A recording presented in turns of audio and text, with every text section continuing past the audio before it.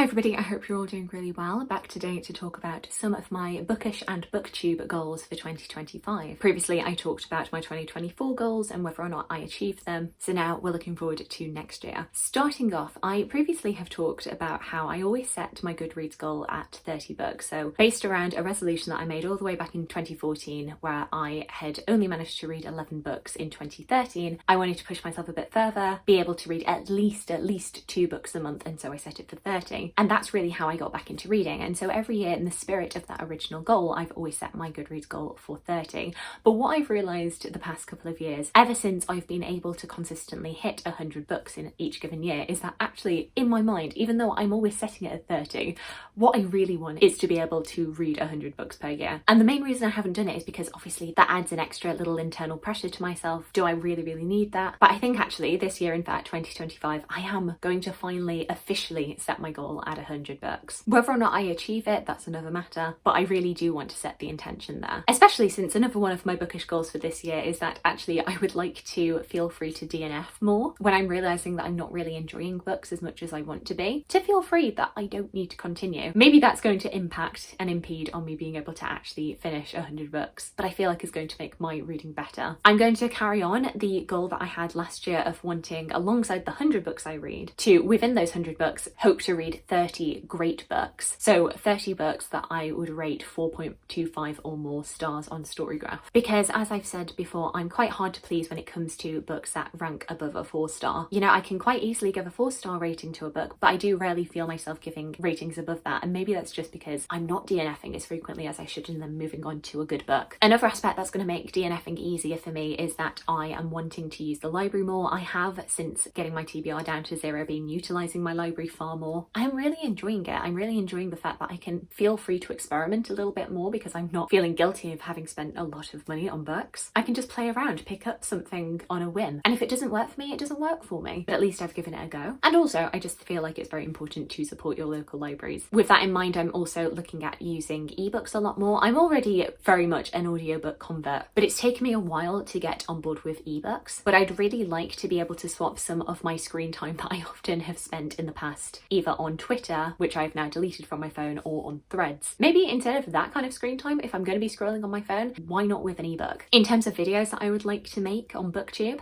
this is a bit of a random one, but I would like to start making vlogs again. I have kind of sporadically in 2021, 2022 done reading vlogs where I would take a snapshot of a week or a couple of weeks in my life, and then in 2023 I would do non-talking monthly vlogs, which were moments in insert month here, just little shots of what I was getting up to in a month with royalty-free music in the background. And I stopped doing them in 2024 just because I thought nobody was probably really interested in them. Like, I quite liked having that record of what I'd been up to, but I wasn't sure like how engaging it was, how useful it was. However, I have had a request to do them again by my mother. My mum had recently asked, oh, when's your September vlog coming out? And I was like, Mum, I haven't done a monthly vlog for ages. And she was like, oh, I quite liked looking at what you were getting up to. Because you have to remember that my parents are 200 miles away, so obviously they don't get to see what I get up to. And so at the behest of my mother, I am going to be bringing them back. If she is my one and only viewer for those kinds of videos, then so be it. If my mother says she wants a video, she's getting it. A change that you may have noticed already is that I am going from doing seasonal anticipated releases videos to monthly. This has started with my January one, which just went up a couple of weeks ago. In the past, I would talk about my most anticipated releases for the next 3 months. And I just found those videos took so long to film, and then I would often be a bit disappointed to, you know, like a week after making that video, to discover another new release that was coming out towards the end of that 3-month window, and I just didn't know about it because it wasn't being marketed. And so in order to mitigate that, to make sure that I am covering as many books in a given month as I can, but also be making shorter videos for anticipated releases, I'm going to make them monthly instead. Another format that I'm going from doing seasonally to monthly is that I am going back to doing monthly roundups, and I'm kind of tentatively calling it a roundup rather than a wrap-up, but we will see how we go. There's not really much of an explanation on this one, aside from I think monthly chatting through the books that I've read works just a little bit better than seasonally. I have given seasonal a go this year to see how I like it, but I think monthly is best. Something I definitely want to bring back onto my channel is BookTube recommendations, and I've been kind of tossing up ideas of how I would like to do this. I was thinking I would do my 5 BookTuber recommendations format that I've done in years past, and maybe every month I recommend 5 booktubers specifically. However, something that I have been thinking of doing recently, definitely would like to make it more of a monthly thing, but instead of going through 5 booktubers, trying to go through all of their content so that I can give like the best accurate representation of their channels, maybe I do something that is a little bit more tied to the month and just generally talk about booktube that I've been enjoying over that month. Like prompts for this I'm thinking are like individual videos I've enjoyed, booktube trends that I've noticed and enjoyed, where multiple people have been talking about a particular topic, whether it's like the Women's Prize or a reading list that has been published like the New York Times, any new tags that have been popping up, and then also putting in a slot for new to me booktubers that I've been enjoying. Do let me know if there are any other ideas for prompts for a video like that that you think would work well. I think my main issue that I've had with the 5 booktuber recommendations is that once I've talked about a booktuber once, I then feel like I can't talk about them again. And you know, there are booktubers who I mentioned all the way back at the beginning of my channel who obviously have done so many great videos since then. Their channels have really evolved, but because I talked about them 4 years ago, I then can't again. That just seems a little bit silly to me. So yeah, I'm just thinking a monthly spotlight, just generally talking about booktube, just might be a fun thing to do in 2025. Something I wrote on my 2025 goals list probably a while ago was,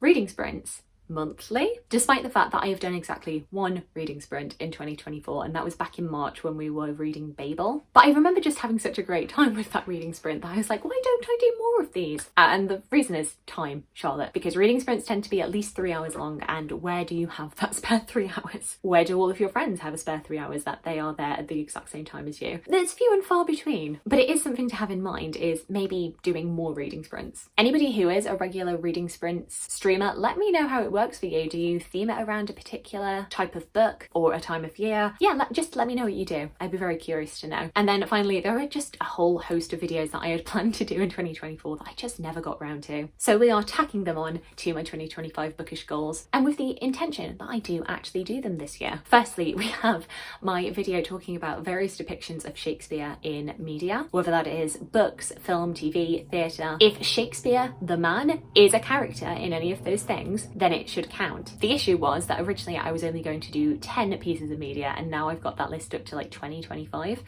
So that's going to take a while to film. As I talked about in my last video, I would like to do an all-time favourites video, but that means that I do need to actually reread my favourite books, so that's another little mini goal. I would like to at least do 2 or 3 favourite books in a particular genre, and I'm especially thinking of historical fiction for this. I would like to do another super sexy history books video, where I talk about 3 different history books that are to do with the history of sex and sexuality. And I would also like to do some videos talking about books which I think are really good primers and beginners to reading about non-fiction history. I've got the books ready to go on my bookshelves here in Oxford. I just haven't actually sat down and planned and filmed those videos. So yeah, I have good intentions, but I had good intentions last year and then I didn't end up doing it. Oh no. So yeah, these goals aren't particularly smart, specific, measurable, achievable. I can't remember what R is, and time bound. What is R? What is R? Relevant. Relevant and time bound. I don't know necessarily that they are that, but yes, here are some 2025 goals that I would quite like to get round to. Do let me know about any goals that you have for your reading or for booktube in the new year. I would love to hear from you. I hope you're having a fantastic, fantastic day, and I look forward to talking to you again soon. Thanks. Bye.